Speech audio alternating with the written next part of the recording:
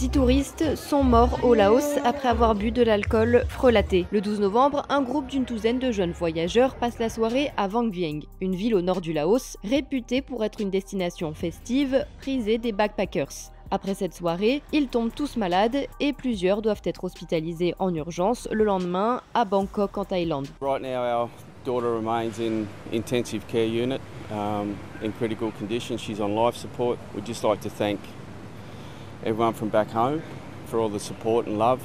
that we're receiving. En l'espace d'une semaine, 6 d'entre eux décèdent suite à la soirée. Un Américain, 2 Danoises de 19 et 20 ans, une avocate britannique de 28 ans, Simone White, et 2 jeunes Australiennes dont on connaît aussi l'identité, Bianca Jones et Holly Bowles, toutes les deux âgées de 19 ans et originaires de Melbourne. We've received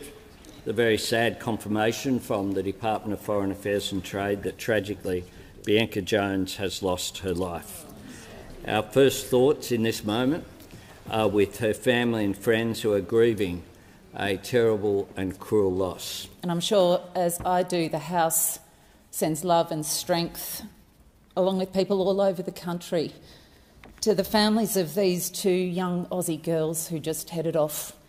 on an adventure together. Selon les autorités, ils auraient tous, sans le savoir, consommé des boissons frelatées contenant du méthanol, une substance toxique souvent présente au Laos dans l'alcool de contrebande pour augmenter sa teneur en alcool à moindre coût. สาเหตุการเสียชีวิตนะครับคิดว่าน่าจะเกิดจากการ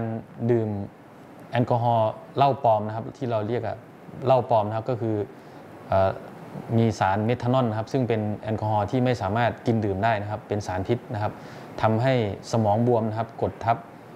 ก้านสมองถูกกดทับนะครับก็เลยเสียชีวิตนะครับ Plusieurs des victimes séjournaient au Nana Backpacker Hostel et auraient bu, selon le gérant, des shots de vodka gratuits au bar de l'auberge avant de sortir. Le propriétaire de l'auberge de jeunesse, qui nie être responsable de cette intoxication massive, a été placé en garde à vue, mais aucune charge n'a été retenue à ce stade. Le gouvernement laotien s'est dit profondément attristé et a présenté ses condoléances aux familles des personnes décédées. Une enquête est en cours pour déterminer les causes de l'incident et traduire les auteurs en justice.